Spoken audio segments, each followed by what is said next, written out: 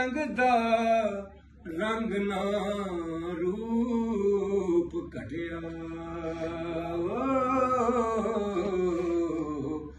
ना कर शोदिया नाल बखीलिए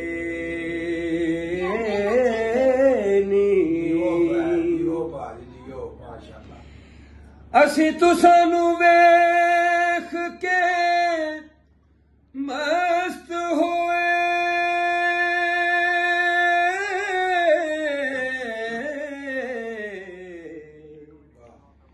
असी तुसानू वेख के मस्त होए तुसी हो गए वांग तहसीलिए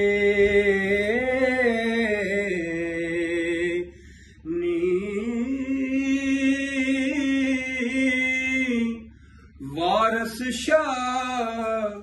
बिन कार दो ज़िबा करिए बोल नाल जुबान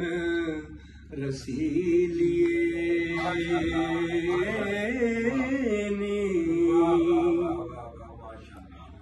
और तीन तीन चार चार लाइना जिहड़े बंद ना जी